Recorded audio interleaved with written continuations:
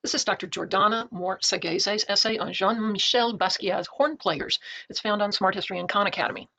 Jean-Michel Basquiat's 1983 painting Horn Players shows us all the main stylistic features we've come to expect from this renowned American artist. In addition to half-length portraits on the left and right panels of this triptych, a painting consisting of 3 joined panels, the artist has also included several drawings and words, many of which Basquiat drew and then crossed out. On each panel, we also notice large swaths of white paint, which seem to simultaneously highlight the black background and obscure the drawings and or words beneath.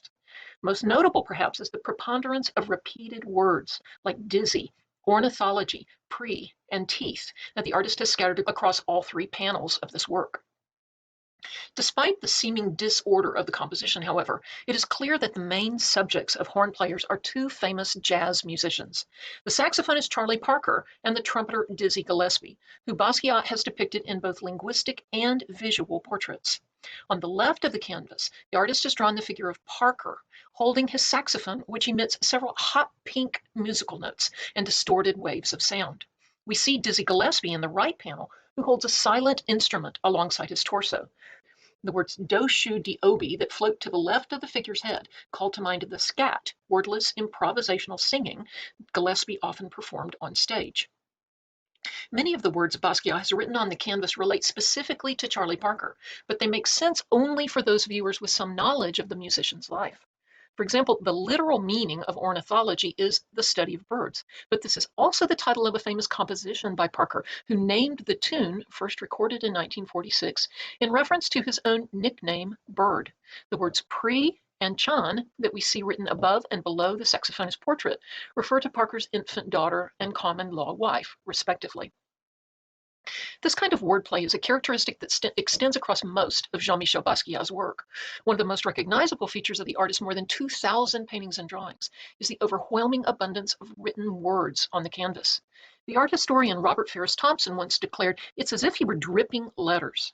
Before his success as a painter, Basquiat was famous for writing on the walls of Lower Manhattan as a teenager when he and a high school friend, Al Diaz, left cryptic messages in spray paint under the name SAMO, an acronym for Same Old Shit, from 1977 until 1979.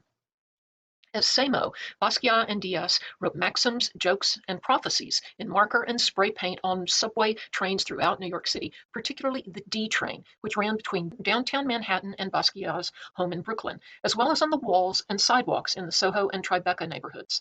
Many of the locations where Samo writings were to be found were in close proximity to prominent art galleries. Combined with these strategic positions, phrases like Samo as an end to playing art or Samo for the so-called avant-garde presented the Samo persona as outside the commercial art world and critical of it. In fact, even after relinquishing the Samo persona and emerging to the art world as Jean-Michel Basquiat, the artist remained an outsider to the mainstream art world despite his meteoric rise on the art auction block. Basquiat went from Samo to commercial success at warp speed in the 1980s. He first exhibited still under the name Samo at the Times Square Show, an exhibition in June 1980 that marked the genesis of the 80s art movement. He was later invited to exhibit in New York New Wave, a group show of 1,600 works by 119 artists that opened at PS1 on Valentine's Day. The show was affectionately called the Armory Show of the 1980s. The original Armory Show in 1913 was the first large exhibition of international modern art in America. Almost immediately afterward, the young Basquiat, at this point just 20 years old, was invited to exhibit in his first solo show in Modena, Italy.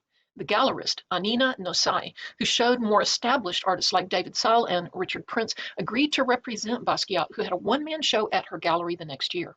That same year, Basquiat had exhibitions in Los Angeles, Zurich, Rome, and Rotterdam, and became the youngest artist invited to participate in Documenta 7, an international contemporary art exhibition that takes place every 5 years. By 1983, the average sale price of Basquiat's work had increased by 600%, and his popularity, both in the auction house and in popular culture, persists even today. You can buy his images on shirts and hats from popular retail outlets, and his large paintings sell at auction for more than $20 million. Based on his meteoric success, critics referred to Jean-Michel Basquiat as the Black Picasso. The name was complicated for Basquiat, who never embraced it, but was nevertheless concerned with his own place within art history. He often relied on textbooks and other sources for his visual material. Most biographies of the artist note his reliance on the medical textbook Gray's Anatomy, a gift from the artist's mother when Basquiat was hospitalized as a child, for the anatomical drawings and references we see on many of his surfaces. Basquiat also appropriated the work of Leonardo, Edouard Manet, and Pablo Picasso into his own compositions. These appropriations were in part an homage to the great painters Basquiat admired, but they were also a way for Basquiat to rewrite art history and insert himself into the canon. Looking again at horn players, for example, reveals several connections to Picasso's three musicians. Basquiat's use of the triptych format, a popular device for the artist in this period, echoes the triple subjects of the Picasso image. The figure of Parker in Basquiat's composition is also reproduced in the same position as the standing figure playing the clarinet in Picasso's work. The central panel of Basquiat's canvas, which does not show a portrait of an identifiable musician like the other two panels, but instead a distorted head with roughly outlined features, suddenly comes into focus via its comparison with three musicians. Here, Picasso references in paint his earlier experiments with paper collage, especially in rendering the face and head of his central figure, whose jawline dramatically extends beyond what is anatomically possible to create an abstract bulbous shape. Basquiat's central figure bears a similar protrusion, this time from the top of the head, which he fills in with hash marks that are suggestive of the patterning in Picasso's collaged paper. Once again, Basquiat seems to be speaking in code. This time, we are being asked not only to draw upon our knowledge of music history, but of modern painting to fully understand his work.